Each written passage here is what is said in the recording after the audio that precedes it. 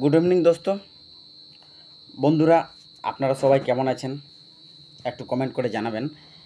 আমিও ভালো আছি, কিন্তু আমি এখন যে সবার মাথায় একটা জিনিস ঢুকে আছে, SIR, স্পেশাল ইন্টেনসিভ রিভিশন, যাকে কেউ কেউ হয়তো বলছেন কি এনআরসির এটা প্রথম ধাপ আছে, কেউ বলছে নাগরিকপঞ্জির প্রথম আছে।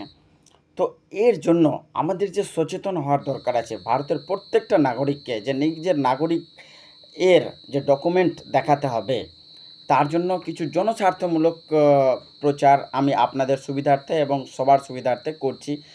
আপনাদের কাছে আরও হৃদয় থেকে বলছি, ভালোবাসার সুরে বলছি যে এই ভিডিওটা জনস্বার্থে অবশ্যই সবার সঙ্গে শেয়ার করে দেবেন, আপনার আত্মীয়, বন্ধু, দোস্ত। আর একটা রিকোয়েস্ট থাকবে যে এই কাগজপত্র যেগুলো আমি বলবো যে রেডি রাখবেন, এই কাগজগুলো প্রয়োজন হতে পারে নাগরিকপঞ্জির জন্য, SIR, স্পেশাল ইন্টেনসিভ রিভিশনের জন্য। তো এই ডকুমেন্টগুলো আপনার শুধু থাকলে হবে না, আপনার বাড়ির পাশে যে বসবাস করছে কাইন্ডলি তাদেরও বাড়ি গিয়ে আপনি একবার তাদেরকে বলবেন যে এই ডকুমেন্টগুলো আপনাকে রেডি রাখলে ভালো হবে। কারণ হতে পারে হয়তো আগস্ট মাসেই শুরু করে দেবে ইলেকশন কমিশন অফ ইন্ডিয়া। তো ওই জন্যই আমি কিছু এখানে আলোচনা করছি আপনাদের সুবিধার্থে। বন্ধুরা, ইলেকশন কমিশন অফ ইন্ডিয়া যে স্পেশাল ইন্টেনসিভ রিভিশন SIR এর প্রক্রিয়া চালু করবেন, এই প্রক্রিয়াটি কি এবং প্রক্রিয়াতে কি বলা হবে এবং কি কি ডকুমেন্ট রেডি রাখতে হবে তাই ডিসকাস করছি। এই প্রক্রিয়ায় বুথ লেভেল অফিসার BLO আপনার বাড়িতে গিয়ে একটা ফর্ম ফিল আপ করাবেন। প্রতি বছর এই প্রতি বছর যে কিছু ভোটারদের নাম জোড়া হয় তালিকায়, বা যারা মারা গেছেন তারা নেই এই দুনিয়ায়, তাদেরকে বাদ দেওয়া হয়। এর জন্য BLO অফিসার থাকে। প্রতি বছরই একটা নির্দিষ্ট টাইম থাকে, সেই টাইমে একটা ফর্ম ফিল আপ দিয়ে সে অ্যাডিশন বা ডিডাকশন হয়। কিন্তু এবার কি হবে, এবার হবে কি BLO যাবে আপনার বাড়িতে একটা ফর্ম ফিল আপ করাবেন SIR এর নামে। ঠিক আছে, তো SIR এর সঙ্গে লাগবে 12টা ডকুমেন্টসের মধ্যে যে কোনো একটা ডকুমেন্টস দিলেই হবে। 12টা ডকুমেন্টস আমি ডিসকাস করব। এর মধ্যে 3টি ধাপ থাকবে। তো 3টা ধাপ আগে কি থাকবে ওটা আমি আপনাদের সঙ্গে ডিসকাস করে নিচ্ছি। 1 নম্বর ধাপ থাকবে জুলাই 1987 এর আগে জন্মগ্রহণ করা ভোটার। যারা জুলাই 1987 সালের আগে জন্মগ্রহণ করা ভোটার রয়েছেন, এদের শুধু নিজের ডকুমেন্টস দিলেই হবে। ওই 11টার মধ্যে যে কোনো একটা ডকুমেন্টস, যে 11টা ডকুমেন্টস আমি এখন বলবো। 2 নম্বর ধাপ হচ্ছে 1987 সাল থেকে 2002 এর মধ্যে জন্মগ্রহণ করা ভোটার, এদের দিতে হবে বাবা অথবা মায়ের ডকুমেন্টস ওই 12টির মধ্যে। তবে 2002 সালে আমাদের রাজ্যে পশ্চিমবঙ্গে যে শেষ SIR হয়েছিল, স্পেশাল ইন্টেনসিভ রিভিশন যে হয়েছিল 2002 সালে, সেই ভোটার তালিকায় যদি সেই বাবা মায়ের নাম থাকে, সেই লিস্টের পাতাটি দিলেই আর কোনো ডকুমেন্টস লাগবে না। এটা কার জন্য? এটা 1987 থেকে 2002 সালের ভোটারদের জন্য। 3 নম্বর ধাপটা হচ্ছে 2002 এর পর জন্ম নেওয়া ভোটার। যে সমস্ত ভোটার 2002 এর পর জন্ম নিয়েছে তাদের নাম, ঠিক আছে, এদের ক্ষেত্রে লাগবে বাবা ও মায়ের উভয়েরই ডকুমেন্টস। নিজের ডকুমেন্টস তো লাগবেই, প্লাস বাবা এবং মায়েরও ডকুমেন্ট লাগবে। এই ক্ষেত্রেও 2002 এর শেষ SIR বা স্পেশাল ইন্টেনসিভ রিভিশন এর বা ভোটার তালিকায় তাদের নাম থাকলে সেই তালিকার পাতাটি জমা দিলেই হবে। ঠিক আছে, তো কী বললাম, এক রকমের ভোটার 3টা ধাপে ভাগ করা হলো। 1 নম্বর ভোটার হচ্ছে 1987 সালের আগে যাদের জন্ম আছে, তাদেরকে শুধু নিজের ডকুমেন্ট দিলেই হলো। 1987 থেকে 2002 সালের মধ্যে 2002 সালের যাদের যে সমস্ত ভোটারের জন্ম, তাদেরকে নিজের ডকুমেন্টস দিতে হবে, প্লাস বাবা মায়ের যে কোনো একটি ডকুমেন্টস দিতে হবে 11টা ডকুমেন্টসের মধ্যে। নিচে যে আমি বলবো সেই ডকুমেন্টসের মধ্যে এবার ডিসকাস করবো যে ডকুমেন্টসগুলো। ঠিক আছে, এক্ষেত্রে 2002 সালে আমাদের পশ্চিমবঙ্গ রাজ্যে সবচাইতে বড় SIR হয়েছিল। সেই SIR যদি ভোটার তালিকায় নাম থাকে বাবা মায়ের, তাহলে তাকে সেই ভোটার তালিকার লিস্টার কপি দিলেই হবে, আর কোনো ডকুমেন্টস লাগবে না। মানে 11টার মধ্যে ওটাও একটা ডকুমেন্টস হয়ে যাবে। 3 নম্বর হচ্ছে 2002-এর পরে যাদের জন্ম, যে সমস্ত ভোটার, তাদেরকে নিজের দিতে হবে। ঠিক আছে, তাদেরকে নিজের দিতে হবে। আর তাদের ক্ষেত্রে সেম, যে 2002-এর আগে ভোটার তালিকায় 2002-এর ভোটার লিস্টে যদি তাদের বাবা মায়ের নাম থাকে তাহলে তো হয়ে গেল, সেটা দিলেই হলো। আর নয় অন্য কোনো ডকুমেন্ট লাগবে এই 11টার মধ্যে। তো এবার কি হচ্ছে ব্যাপার, অনেকে নিজে আতঙ্কিত হয়ে যাচ্ছেন, অনেকে ভয় পেয়ে যাচ্ছেন। ভয় পাওয়ার কিছু নেই, আতঙ্ক পাওয়ার কিছু নেই। আপনাকে চুপচাপ, আপনি এটা স্বাভাবিক যে আপনি ভারতের নাগরিক আছে কি না, আপনাকে ভারতের নাগরিকের পরিচয়পত্র আপনাকে দেখাতে হবে। তো দেখাতেই হবে, তো আতঙ্কিত হওয়ার কিছু নেই। আপনি পরিচয়পত্র জোগাড় করুন। আছে তো ঠিক আছে। অনেকে পড়ালেখা না থাকে না, অনেকের ঘর বাড়ি নেই, এদিক ওদিক হারিয়ে গেছে, ক্ষয়ে গেছে। তো আপনি যে অনলাইনে কোথাও আপডেট করে রেখেছেন, কাউকে দিয়ে রেখেছেন, সেখান থেকে আপনি নেন, আর কোথাও থেকে নেন, কিন্তু আপনাকে আলটিমেটলি দিতেই হবে। এই যে এসআইআর ফর্ম ফিল আপ হবে, বিএলও আপনার বাড়িতে গিয়ে ফর্ম দিয়ে আসবেন, সেই ফর্মটা ফিল আপ করাবেন। হতে পারে সেটা অনলাইনেও হতে পারে, আপনি রাজ্যের বাইরে কাজে গেছেন, আপনি অনলাইনে ফর্ম ফিল আপ করুন, অনলাইনে আপনি ডকুমেন্ট সাবমিট করুন। এই 11টার মধ্যে যে কোনো ডকুমেন্ট আপনার আছে সেগুলো সাবমিট করুন। তো এই রিভিশনটা কী জন্য হচ্ছে? এই রিভিশন হচ্ছে ভুয়ো ভোটার যারা আছে, মৃত ভোটার যারা আছে, তাদেরকে বাদ দেওয়ার। এতে কোনো চিন্তার কোনো কারণ নেই, এতে কোনো আতঙ্কিত হওয়ারও কারণ নেই।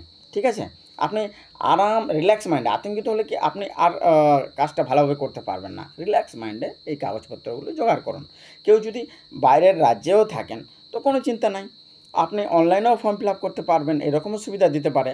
আপনি রাজ্য কিংবা আপনার স্থায়ী ঠিকানার বাইরে থাকলে প্রয়োজনীয় কাগজপত্রের ছবি সাথে রাখুন অথবা জোগাড় করে নিন। ফর্ম কিন্তু প্রত্যেককেই ফিল আপ করতে হবে, নয়তো ভোটার তালিকা থেকে আপনার নাম বাদ হয়ে যেতে পারে। কি বলছি, এই যে এসআইআরের ফর্মটা আছে, এসআইআর স্পেশাল ইন্টেনসিভ রিভিশনের ফর্ম কিন্তু আপনাকে ফিল আপ করতে হবে, নাহলে আপনার নামও কিন্তু ভোটার লিস্ট থেকে বাদ যেতে পারে। ঠিক আছে, তো জনস্বার্থে প্রচারিত এটা কোনো নয়, আমার উদ্দেশ্য নয়। আমি এডুকেশন চ্যানেল চালাই, এডুকেশন নিয়ে আমি আলোচনা করি, টেকনিক্যাল এডুকেশন বেশি থাকে আমার চ্যানেলে, কারণ আমি টেকনিক্যাল থেকে নিজেই যুক্ত, ওই জন্য আমি। ঠিক আছে, তো এখন আসি কী কী ডকুমেন্ট আমরা ডিসকাস করছি এখানে। এসআইআরে যেগুলো নথি হিসাবে বিবেচিত হবে, স্পেশাল ইন্টেনসিভ রিভিশনে যে সমস্ত নথি বিবেচিত হবে: 1, যে কোনো কেন্দ্রীয় সরকার, রাজ্য সরকার, পাবলিক ফার্ম, নিয়মিত কর্মচারী বা পেনশনভোগীর নামে জারি করা যে কোনো পরিচয়পত্র, পেনশন প্রদানের আদেশ। বুঝতে পারছেন, কেন্দ্র সরকারের হতে পারে, রাজ্য সরকারের হতে পারে, পাবলিক ফার্মের হতে পারে। যেমন পাবলিক ফার্ম মানে পাবলিক ফার্ম বুঝতে পারছেন, ওএনজিসি এরকম টাইপের যে মহারত্ন কোম্পানিগুলো আছে, তারাও তো পেনশনভোগী বা নিয়মিত কর্মচারী আছেন, বা এইসব কাগজপত্র বা পেনশন প্রদানের পরিচয়পত্র প্রদান করেছেন, তার মধ্যে একটা থাকলে হলো। ঠিক আছে, 2 নম্বর কাগজ হচ্ছে কি, 1/7/1987 সালের পূর্বে, 1/7/1987 সালের পূর্বে সরকার, স্থানীয় কর্তৃপক্ষ যেমন BDO office, SDO office, panchayat office, স্থানীয় কর্তৃপক্ষ, ব্যাংক, ডাকঘর, এলআইসি, পিএসইউ, পাবলিক ফার্ম কর্তৃক ভারতে জারি করা যে কোনো পরিচয়পত্র, শংসাপত্র, নথিপত্র। মানে কি বুঝতে পারছেন, আপনার ব্যাংকের পাসবুক হতে পারে 1/7/1987 আগে, আপনার ডাকঘরের হতে পারে, আপনার এলআইসি হতে পারে, আপনার পাবলিক ফার্মের কিছু হতে পারে। তো জারি করা যে কোনো পরিচয়পত্র হলেই হয়ে গেল আপনার। এটা 2 নম্বর। ঠিক আছে, 3 নম্বর কাগজ কি আছে, উপযুক্ত কর্তৃপক্ষ কর্তৃক প্রদত্ত জন্ম সনদ। আমরা যে বার্থ সার্টিফিকেট নিয়ে আসি, কোথায় নিয়ে আসি? গ্রাম এলাকার হতে গেলে যে হসপিটালে আমার জন্ম হয়েছে সেই হসপিটাল যে পঞ্চায়েতে আন্ডারে পড়ছে সেই পঞ্চায়েত থেকে আমাদের বার্থ সার্টিফিকেট ইস্যু করা হয়। আর শহরের ক্ষেত্রে পৌরসভা থেকে বার্থ সার্টিফিকেট ইস্যু করা হয়। তো এই সরকার কর্তৃক, উপযুক্ত সরকার কর্তৃক, সে পঞ্চায়েত থেকে, গ্রামের ক্ষেত্রে, শহরের ক্ষেত্রে পৌরসভা থেকে বার্থ সার্টিফিকেট, জন্ম সনদ, ঠিক আছে, থাকলেই হলো। 4 নম্বর হচ্ছে পাসপোর্ট। আপনার কাছে যদি পাসপোর্টও থাকে তো একটা বৈধ কাগজ আছে পাসপোর্ট। 5 নম্বর হচ্ছে স্বীকৃত বোর্ড, বিশ্ববিদ্যালয় কর্তৃক প্রদত্ত ম্যাট্রিকুলেশন শিক্ষাগত সার্টিফিকেট। স্বীকৃত বোর্ড যেমন ওয়েস্ট বেঙ্গলের সেকেন্ডারি আছে, ওয়েস্ট বেঙ্গল মাদ্রাসা এডুকেশন আছে, এগুলো যে স্বীকৃত বোর্ড আছে। ওয়েস্ট বেঙ্গলে বিভিন্ন ইউনিভার্সিটি আছে, নর্থ বেঙ্গল ইউনিভার্সিটি, কল্যাণ ইউনিভার্সিটি, যাদবপুর ইউনিভার্সিটি, এরকম বহুত ইউনিভার্সিটি আছে, তাদের কর্তৃক প্রদত্ত ম্যাট্রিকুলেশন শিক্ষাগত সার্টিফিকেট, ম্যাট্রিকুলেশনের সার্টিফিকেট হতে পারে বা তার থেকে বড় কোনো শিক্ষাগত সার্টিফিকেট হতে পারে।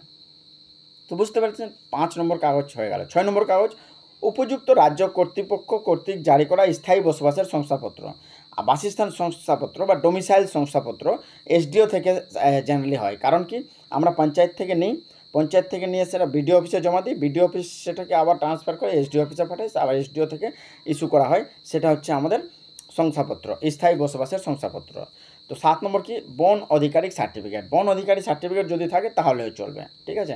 8 নম্বর হচ্ছে কি, অন্যান্য BC, other backward class, SC scheduled caste, ST scheduled tribe অথবা উপযুক্ত কর্তৃপক্ষ কর্তৃক প্রদত্ত যে কোনো জাত শংসাপত্র, আপনার যদি যে জাত থাকে সেই জাতের শংসাপত্র থাকলেও সেটা এসআইআর কাগজ হিসাবে বৈধ হবে।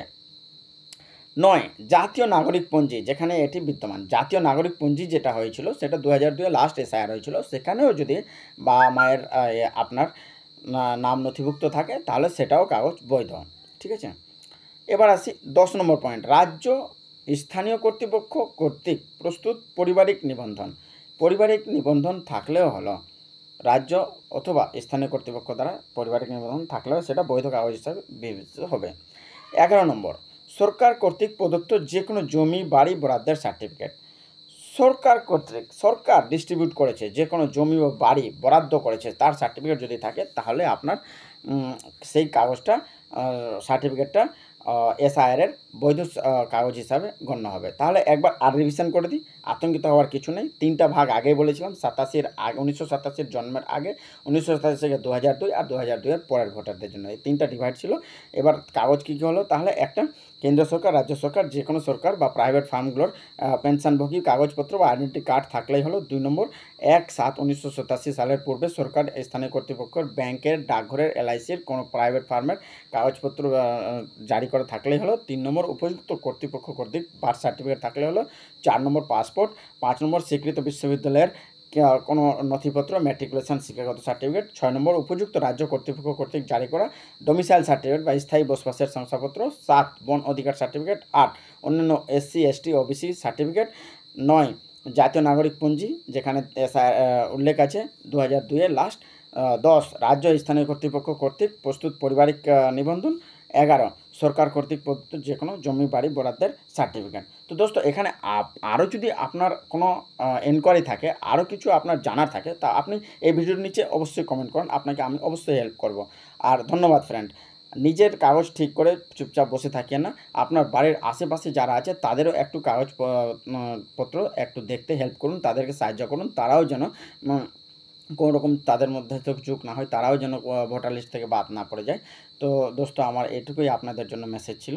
আপনারা লাইক কমেন্ট শেয়ার জরুর করবেন আমার ভিডিওর নিচে। ধন্যবাদ।